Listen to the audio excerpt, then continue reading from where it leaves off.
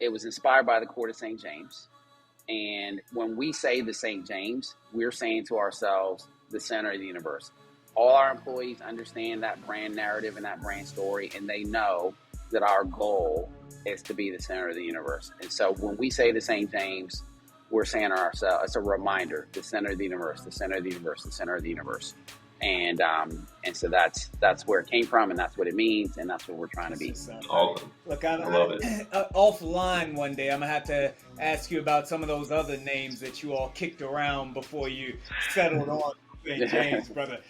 Live from the streets of Washington, D.C., on the corner where sports and culture meets hip-hop. Sharing stories of the DMV and spitting fire for the whole damn country. This is First and Told with Chad Ricardo and Darrell Bucknight. What up, ladies and gentlemen, and welcome back to another episode of First and Told. I'm Chad Ricardo. Joining me, as always, my tag team partner, Mr. Darrell Bucknight D. I know we talk about having special guests on the show week in and week out, but today we really got one. We really do, Chad, and this is a special guest, a special guest. We're excited to have Mr. Kendrick Ashton here on the program with us, here on our podcast. I'll give you a quick introduction and rundown of who this man is really fast. For those of you who don't know, we're talking about the co-founder of the St. James in Springfield, Virginia. The St. James is one of the premier sports, wellness, and entertainment destinations in the country. Their mission is to maximize human potential by designing, developing, and operating sports, wellness, entertainment, and hospitality programs. So they do this through initiatives. They do this through so many services that they offer there. The St. James also aims to serve as the center of the universe in every community where it is located by delivering the most comprehensive combination of best-in-class sports and wellness venues, developmental and elite coaching, training, and competition for five-star lifestyles throughout the DMV and really throughout the country. So, Kendrick, we are happy to have you. We're glad that you joined First and Told to talk to Chad and I about your experience. Well, I'm excited to be with you guys, and I can't thank you enough for having me and for that incredibly generous introduction. Of course. Thank you. Look, Kendrick, I was going to say, for most of our guests, that intro lasts 2 or 3 sentences or so. I thought that D was writing a whole book on you and all of your accomplishments. Well, I especially appreciate it coming from a Gonzaga man, given that I'm the Archbishop John Carroll man. That's grace that's above and beyond. It's grace that goes above and beyond. I appreciate it, bro. Of course.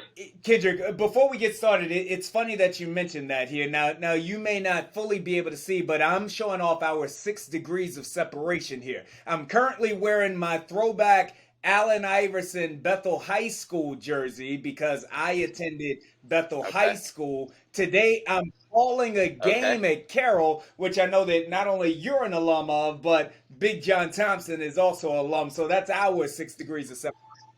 There you go. And I went to undergrad, the College of William & Mary in the 757. Oh, wow. And so there are many incredible Bethel Hampton High School alums that I went to William & Mary with. So I know Bethel well. And, of course, Bubba Chuck is one of my all-time favorites. So thanks for walking me through that, Chad. 100%. Look, and we like to get started before we get to the hard questions. This is a show that the intersection of both sports and hip-hop, music, culture. So we like to begin our guests by asking, who are your top 5 artists of any genre of all time? Oh, wow. Top 5 of... You didn't know you were No, I didn't. Top 5 of any genre. So number 1 would be Anita Baker.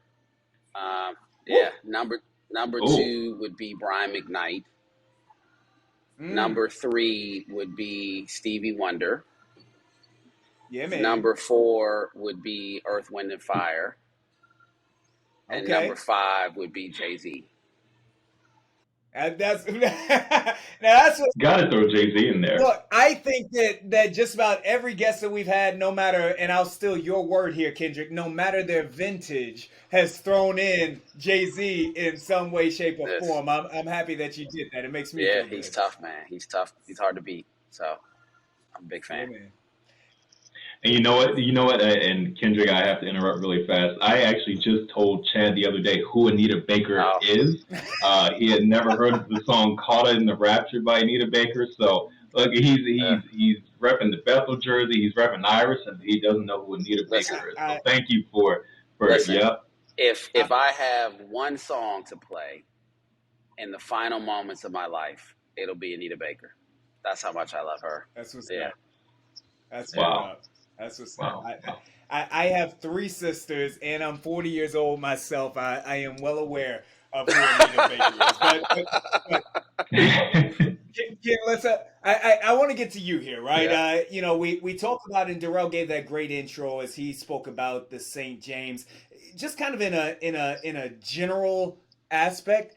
How did the St. James come to fruition, bro? Because I look at that venue and it's like the Taj Mahal. You can't even call it a gym. It's like the pyramids and the Taj Mahal and the eighth wonder of the world. And I'm not even being overly hyperbolic here. I mean that. How did this come to fruition?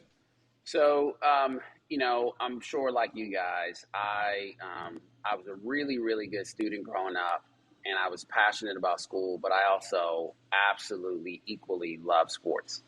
And I ran around all of the Washington, D.C. region, trying to play every sport I could, trying to become as good as I could possibly be, looking for great coaches, looking for great competition. And invariably, I would experience constraints in my ability to pursue what I was super excited about. And so this vision is in part an outgrowth of the experiences that I had, and I'm sure you guys had to some extent as well, coming up, where you couldn't get on a court, you couldn't get on a field, your coaching was bad, the competition was, lopsided, and so that frustration, I carried with me, through the entirety of my life. It was something that I scratched that I always wanted to itch. And so as you guys know, I went to William & Mary and played football and saw athletics at a very high level there. And then after spending, a significant amount of time in high finance, I got excited about the idea of creating scaled, premium, aggregated sports, wellness, and entertainment venues, and then everything that should go alongside them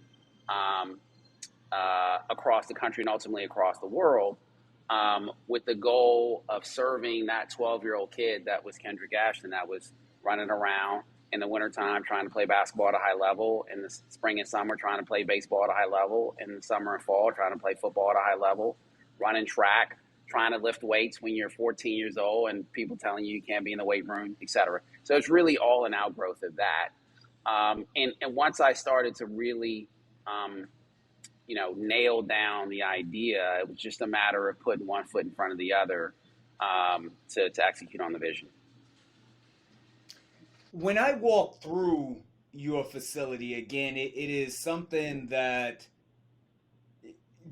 no matter who the co-founders were, it would be something that blew me away because we just talk about the beauty of it, the majestic nature of it, both from the architecture and design on the outsides on into all of the different things that you all offer on the insides. We're talking about basketball courts. We're talking about full Olympic soccer fields, ice hockey rinks, an amusement park, a swim water park on the insides, etc., etc. So what I want to know from you, though, is that when you and your partner, when you all were putting this together, did it ever dawn on you that people might walk in and say, man, Black men could not have come up with this? I know it's Black History Month, and I don't want you to go too hard yet, but did that ever dawn on you that might be a possibility?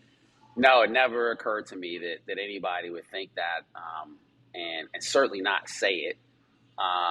Sure. Because, as you know, Chad, and obviously Darrell as well, we're one human community. So we don't traffic in, hey, my complexion is a certain hue and your complexion is a certain hue, and therefore, I'm capable of certain things and you're capable of other things. I know that not all of our human community shares those views, but I certainly am not. Absolutely. I'm certainly not trafficking in that personally, and so it's never influenced, impacted, or infected how I approach the world.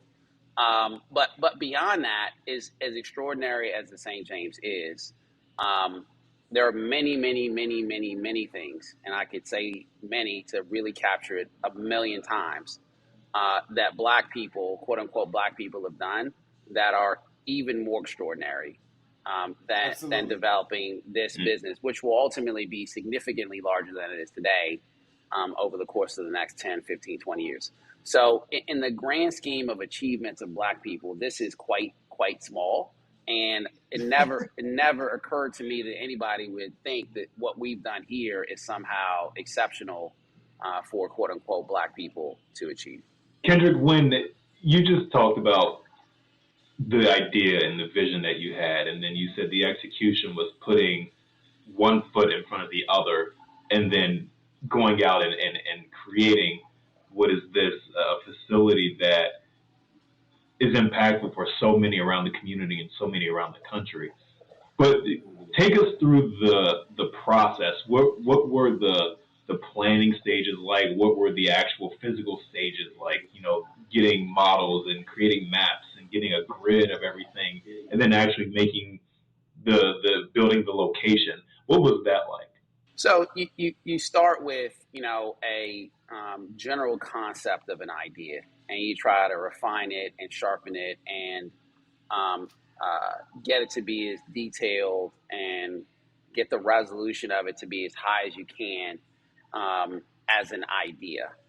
And then you start to look at other things that are similar to it, and you go study those things. So there was Chelsea Piers in Manhattan, and then there was the East Bank Club in Chicago, and there are other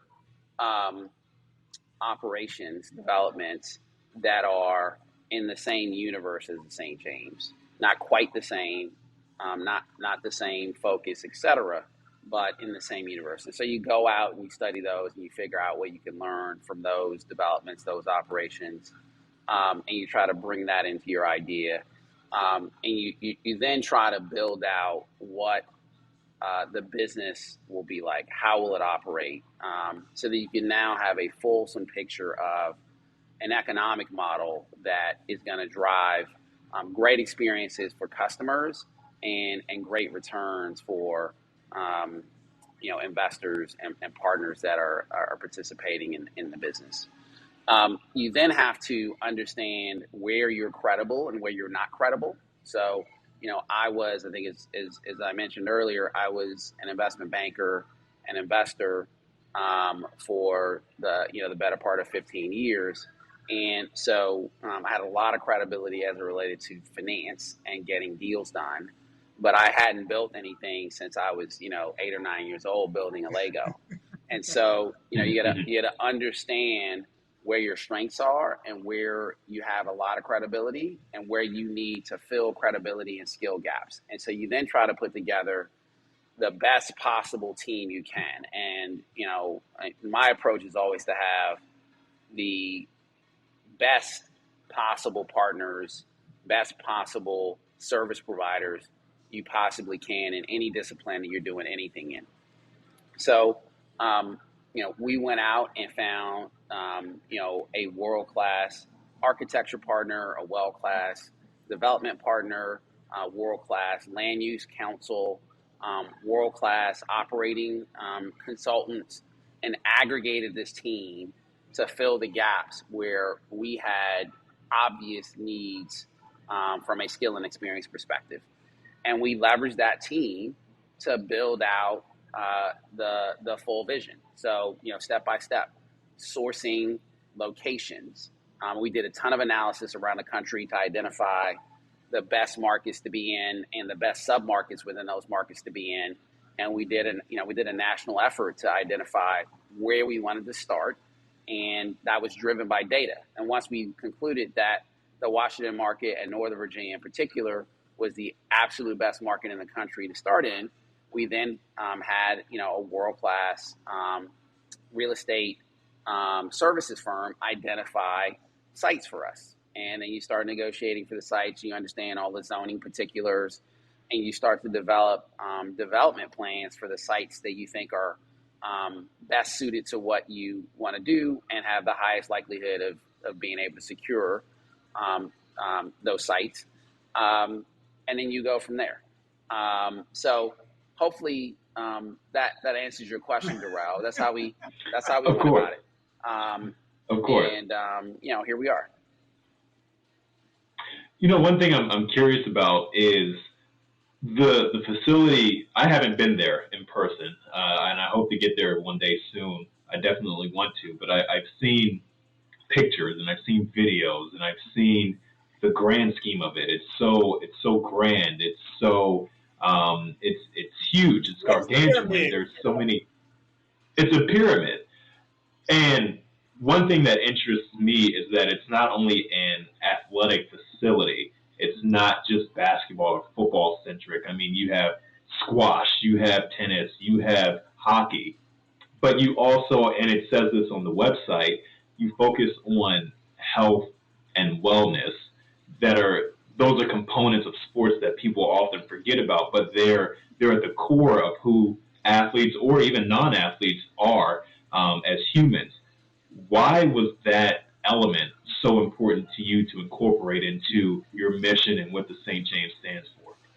Well, you can't be the center of the universe if you're not holistic in how you think about the needs of the customer.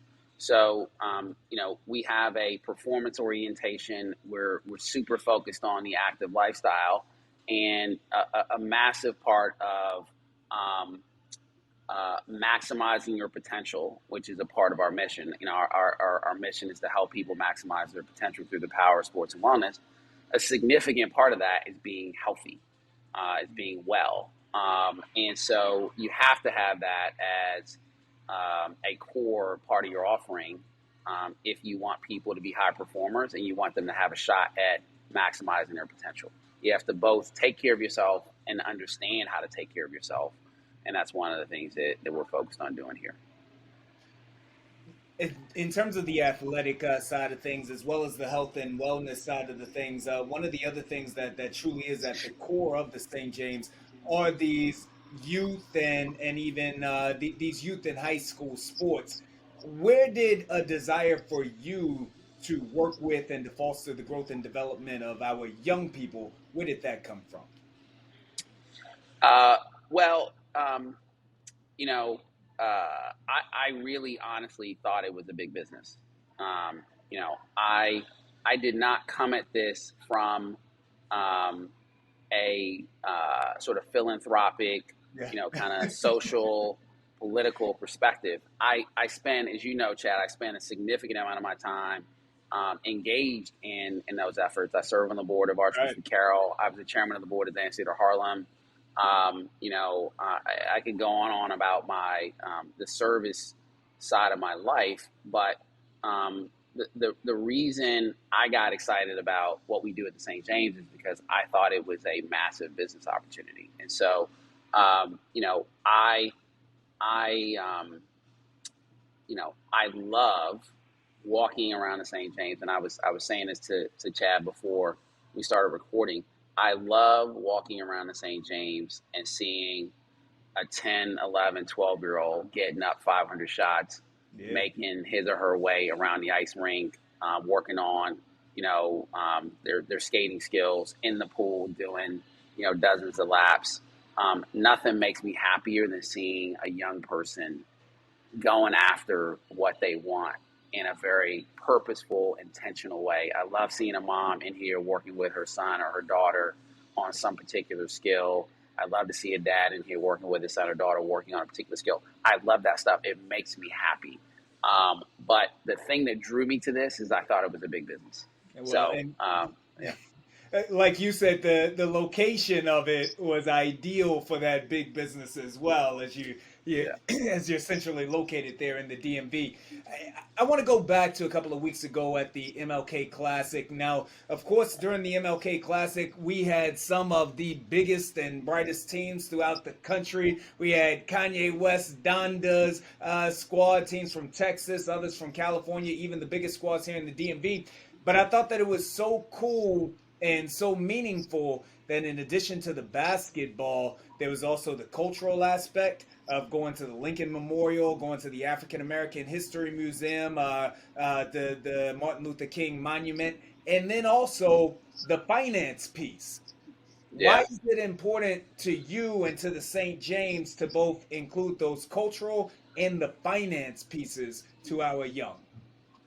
Sure. Well, I think it's really, really important that, every business contribute to the community in ways beyond the services they provide. And, my partner, Craig Dixon, and I are acolytes of Dr. King. I suspect you guys are as well. I mean, his service has enabled the lives that we've led. So, before Dr. King's movement, there's no way that I would have been able to go to William and Mary. It was illegal, amongst other things that I could outline for you. For Craig and I to own 20 acres in Fairfax County, not so long ago, would have been very difficult, if we're being Right. honest. Yeah. So, Dr. King's sacrifice for all of humanity is profound and is something that's important for us to honor. So as we think about ways that we can contribute to the community beyond, the services that we provide, which we think are great contributions to the community, advancing the philosophy and values and life lessons of Dr. King are at the top of the list for us. The ability to combine, our mission of helping people maximize their potential through the power of sports and wellness with Dr. King's message of love and brotherhood just really is important to us. Yeah. And so we really,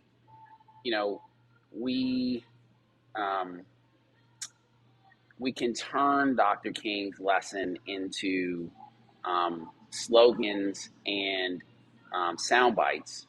And I think it's so important not to do that, to really try to go a little deeper. And, if you had asked me, I don't know, 6-7 years ago, where we are as a country as it relates to really building a community that's not as consumed by race and religion and ethnicity, I would have said we've made an extraordinary amount of progress, and we're on our way to a place where, very little of this stuff matters. I think we all felt that way, right? Yeah. And I think it's become very clear that that's not quite the case. We've made a ton of progress. Sure. Okay? The three of us would not be doing this podcast if we had not made a ton of progress. But I think we've learned that we have so much farther to go. And the St. James MLK Classic, with an emphasis on the values that Dr. King espoused and lived and gave his life for, are critical for each generation to understand, to embrace, and to advance. And so to get the kids to the Lincoln Memorial, to the Dr. King Memorial, to the African American Museum of Culture and History, and to hear from speakers on Dr. King's life and legacy, and then to also talk about how they themselves approach their lives, both as citizens of the human community and as student athletes who have goals and ambitions. It's just a perfect marriage. We can give them some stuff that's personal that they want to hear about themselves, and then we can give them a little, which is the sugar, and we can give them a little medicine to really help them think about how they can be active contributors to helping us be a better country and helping the world be a better place. And speak to the finance part as well, because especially since now we're in the day of NIL, and a lot of the student Yeah, athletes that were playing in your tournament could be on the potential of taking advantage of that. sure. Well, the world of amateurism, Yeah. as you know, Chad and Darrell, has evolved, seismically over the last couple of years. And young people in this country that are student athletes are thinking about how they best can optimize what they're up to. So it's both brand development, skill development, network building, et cetera, but it's also how you manage the resources when they come in. And, families of all kinds, families that are lower resource families, families that are higher resource families, don't spend enough time talking about how you manage your resources. It really doesn't matter where you come from on that front. Obviously some people are better situated to go through some bumps and bruises when they don't know than others. But in terms of the information transfer, it just doesn't happen as naturally as anybody would like. And so we know that our constituency, our customers, the young people that we're engaged with are super focused on this. They've seen a whole generation of people on social media create and build businesses, and they're asking themselves, how do I smartly take advantage of that? I may not see myself going to the NBA. I may play at a high level in college and then go to law school and be a business person. So I want to take a certain lane with my name, image, and likeness, right? But the guy or young lady that's, hey, I'm going to the NBA and, I'm going to swag out. They may take a different approach to their name, image, and likeness. But anyway, those are people are very focused on understanding these dynamics, and we want to contribute to that.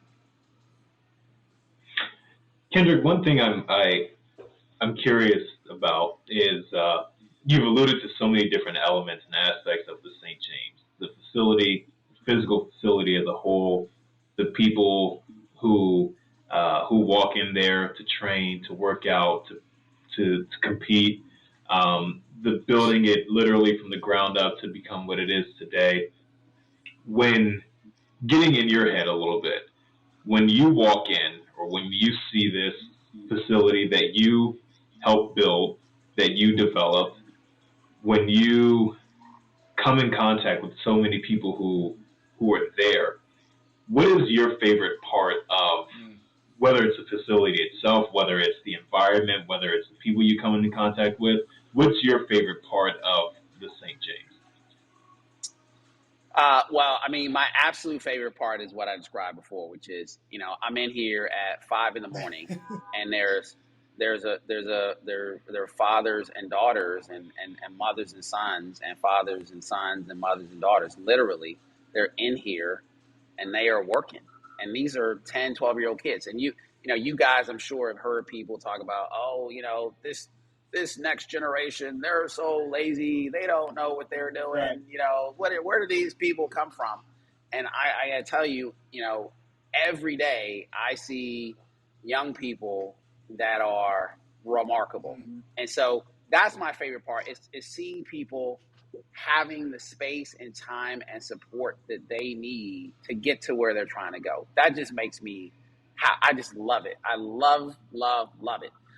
But beyond that, I'll just because you asked some other things, I really enjoy our health club.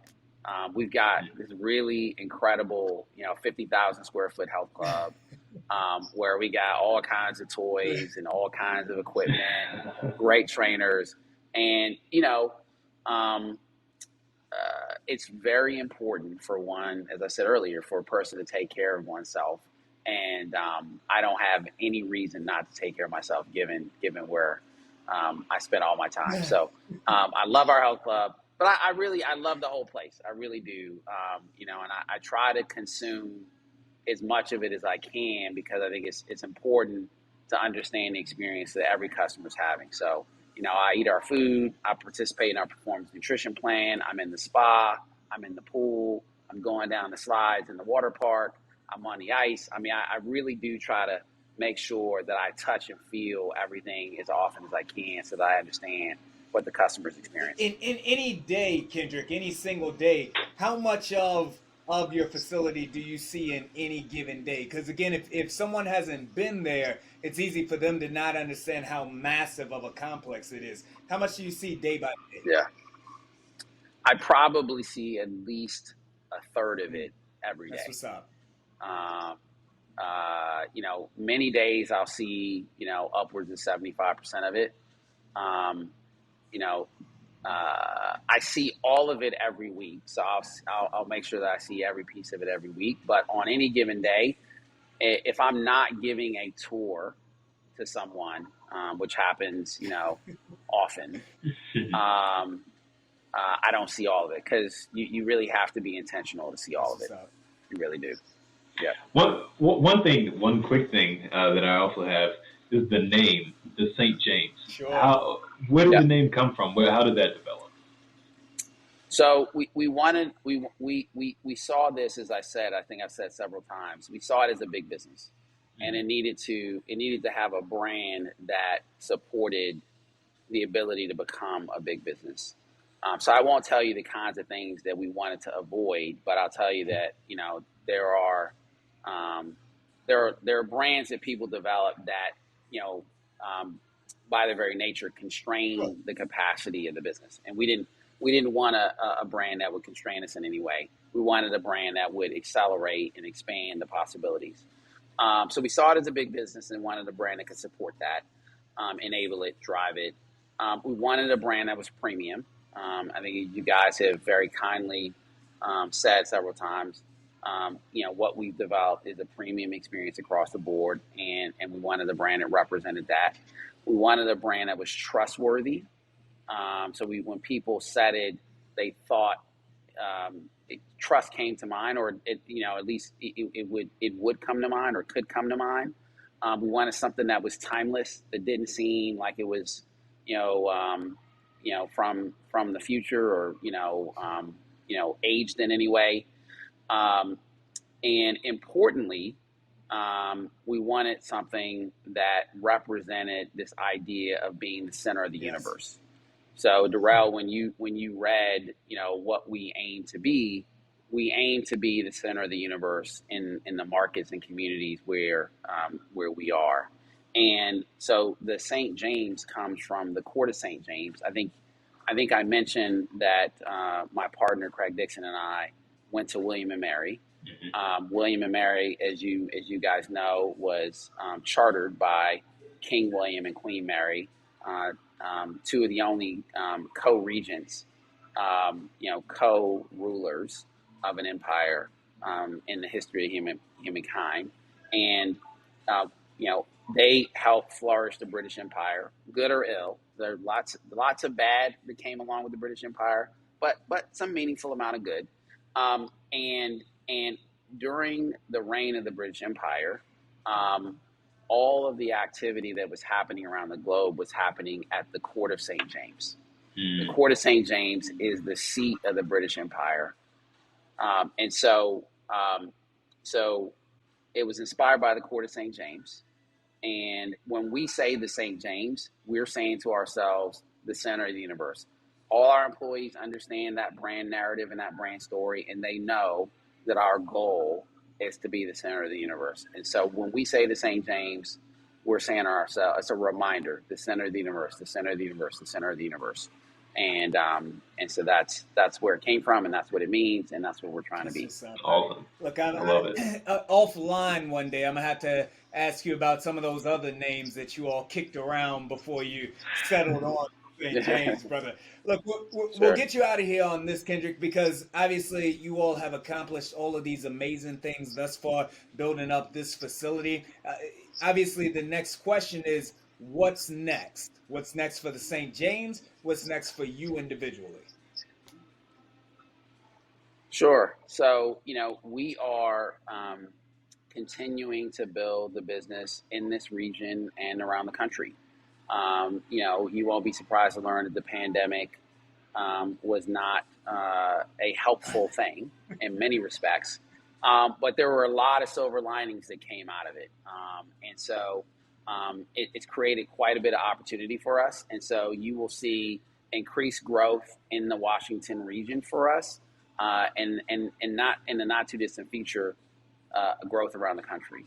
And for me personally, just toiling away in my little garden, trying to have the harvest come in. So I thought, ironically almost, I felt as though, as detrimental as the pandemic was to all of us, especially those of us that love sports and love fitness as well, I thought that it also was a springboard for the St. James in terms of high school athletics here in the DMV. I had known of the St. James, obviously, but you all provided this opportunity for kids where no one else was providing opportunities. You were kind of a safe haven for many of our student athletes of the DMV. Indeed, and that's one of the silver linings that I was alluding to. We were able to figure out ways to operate safely and consistent with the guidance that public health officials in this area and around the country were providing. And so it did give us a set of relationships and expose us to a meaningful portion of the market in ways that may have taken a little more time to do. And so that definitely, was a positive. But there was a lot of pain to go along with that. So absolutely. Yeah. Kendrick, brother, thank you so very much for stopping by here today with Darrell and I. I know that managing the center of the universe takes a ton of energy away from you, so thank you for giving us a couple of moments of your time. Much appreciated. Appreciate you guys having me, and you guys have an extraordinary show, and I wish you guys nothing but the best of luck as you continue to build it. First and Toll.